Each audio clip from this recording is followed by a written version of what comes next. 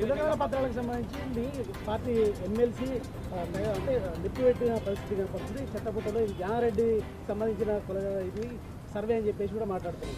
నిజంగా ఎంత దుర్మార్గంగా మాట్లాడుతున్నారంటే ఇప్పటి వరకు దేశంలో బీసీ కులగణన 1931 తర్వాత పాపుల ఏది సోషియో ఎకనామిక్ సంబంధించి బ్రిటిష్ కాలంలోనే జరిగింది. ఆ తర్వాత అఫీషియల్గా అథెంటిక్గా ఉన్న కులగణన ఏదైనా జరిగిందంటే ఇప్పుడే జరిగింది.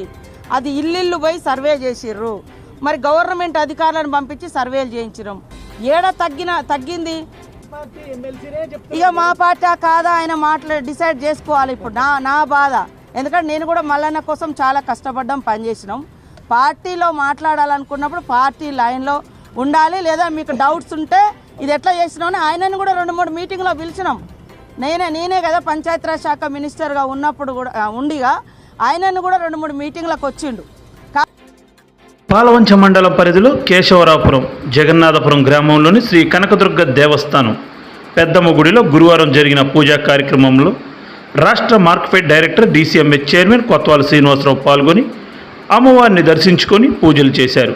ఈ నెల 10వ తేదీన పెద్దమ్మ గుడి ప్రాంగణంలో నూతనంగా నిర్మించిన శివాలయంలో విగ్రహ ప్రతిష్ఠ దాత నూతక్కి శ్రీనివాసరావు ఆధ్వర్యంలో నిర్వహించిన కళ్యాణ మండపం అన్నదాన సత్రంలో ప్రారంభోత్సవానికి సంబంధించిన పూజా కార్యక్రమాల్లో కొత్వాల పాల్గొని పూజలు చేశారు.